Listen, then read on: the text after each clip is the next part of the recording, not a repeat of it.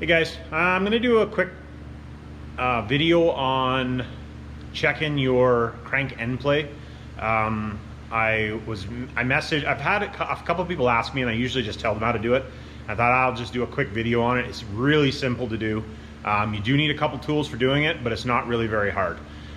So anyways, I got an engine. You guys have seen this engine in some of my other videos if you've watched my other videos. Now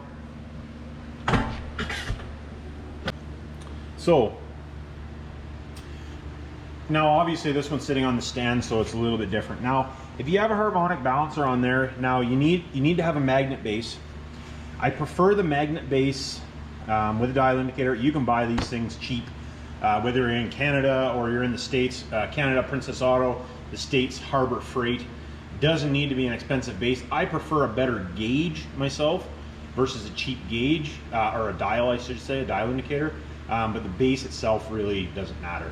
But if you're only doing this, as a hobby kind of thing, as long as basically the easiest way, if you snap it a bunch of times and it comes back into the same spot, so I moved a little because it's not perfectly tight, but it's indicating that it's relatively true. The measurements that lots of you guys are going to be doing, as long as you're within, let's say, a thou or two, you're more than good for a lot of stuff. But like there is some things where you need to know within like a tenth of a thou or 2/10 of a thou. So that type of stuff is a little bit different. But so checking crank end play. Now, if you have a harmonic balancer on here, you just put your gauge and hit your harmonic balancer, your harmonic balancer. And what you want to do is you want to stick a bar. This is just the bar I happen to have in between the frame or something and shove back on the harmonic balancer, so towards the back of the engine. Obviously everything not running. And you want to zero your gauge, so you can see where I got the gauge zeroed there right now.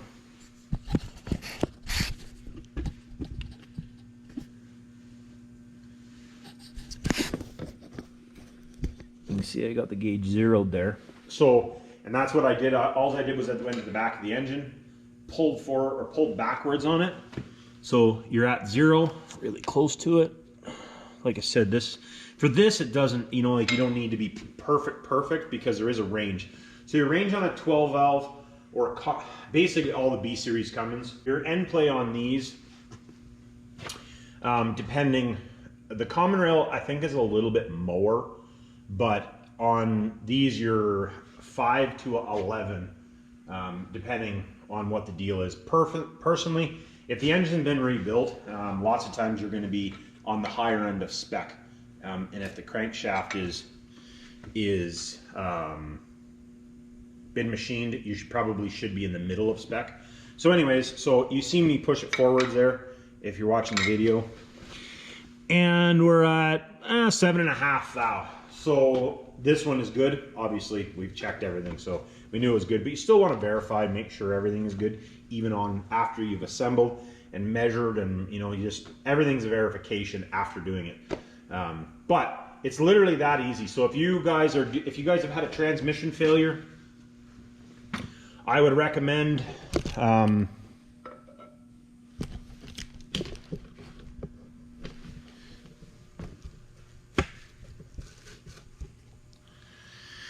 if you guys have had a transmission failure, I recommend checking your end play. If you're putting a clutch in it, check your end play, especially on standard trucks. They like eating up thrust bearings, or high horsepower applications. If you have a transmission failure, or just a transmission that shifts real harsh, you can take the thrust bearing out. Now, if you catch the thrust bearing before it destroys itself, lots of times you can just roll a new thrust bearing in. So basically they call it doing a bearing roll. You just take the oil pan down, loosen everything, and you can roll bearings in. If you can do that, then perfect. If not, the engine has to come out. But lots of times you can catch it before there's major damage if you are checking it once in a while. Like on my daily driver, it's in the summertime, it's like 750 horse. In the wintertime, it's like 620.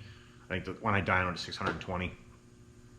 I check it once a year in the spring, just to make sure that my thrust isn't coming out of spec. Because if the thrust starts to come out of spec, at that time I can decide, okay, am I going to pull the engine out, or what I'm going to do to rectify the issue before you destroy stuff.